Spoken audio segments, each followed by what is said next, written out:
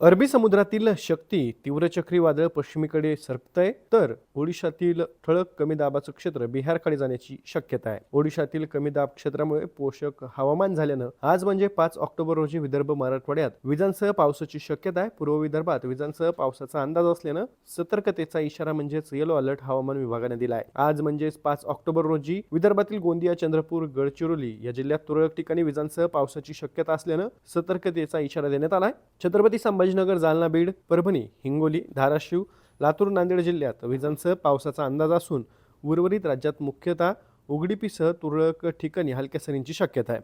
नैऋत्य मोसमी वाऱ्यांनी म्हणजेच मान्सूननं 26 सप्टेंबर रोजी संपूर्ण राजस्थान, जम्मू काश्मीर, लडाख, हिमाचल प्रदेश, उत्तराखंड माघार इथून घेतलेली आहे. तसंच गुजरात, मध्य प्रदेश, उत्तर प्रदेशच्या आणखी काही भागातून मान्सून परतला आहे. त्यानंतर आठवड्याभरापासून परतीचा प्रवास थांबल्यानं वेरावल, भरूच, उज्जैन, झांसी, शहाजहानपूरपर्यंतची मान्सूनच्या माघारीची सीमा शनिवारी म्हणजे 4 ऑक्टोबर रोजी सुद्धा कायम होती. हवामानाच्या ताज्या अपडेट्ससाठी ॲग्रोवनच्या यूट्यूब चॅनलला सबस्क्राईब आणि फेसबुक पेजला लाईक आणि फॉलो करायला विसरू नका.